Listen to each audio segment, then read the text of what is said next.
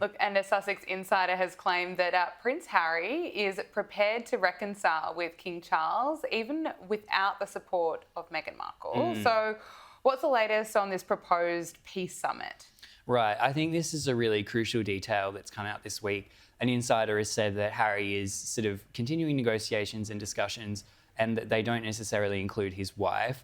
That's not to sort of spark any speculation about their marriage. I think their marriage is strong, but I think that Harry has understood that his family may never accept Meghan Markle. I think that, you know, just the timeline of events has just been so catastrophic in terms of the institution, but also on a personal level. Things that have been said, especially by Meghan, but also by Harry, have done great personal and reputational damage to Charles, also to William and Kate. And I think from their point of view, they're always going to be on guard. I think any type of peace summit, if it ever does happen, I don't think it would be, they could never really let him back in. How could you? You know, this is the person, you know, just as a reminder, in these interviews, you know, there were allegations of racism by an unnamed royal. It was later alleged that the unnamed royals were Kate and Charles. You know, that was never confirmed. The Sussexes denied that, but it was in that Omid Scobie book. Yeah. You know, those are absolutely, you know, very, very defamatory, reputation, sort of decimating kind of allegations. And of course, after something like that, you know, how could you trust them again? I don't think they'll ever trust Harry and Meghan again. But I do think that Harry could, you know, sort of have a heart-to-heart with his father. I do believe that that is a possibility. But in terms of, you know, Meghan coming back in, I think she's happy where she is. I think that she, from her point of view, I don't think she's interested in reconciling with them either. So it sounds like everything's sort of moving along as it should.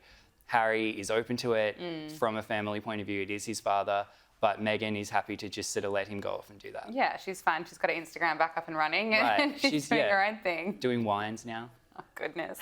Now, there's speculation that Princess Beatrice could become a working royal. That has gone into overdrive after the royal took on a new role, once filled by her grandfather, Prince Philip.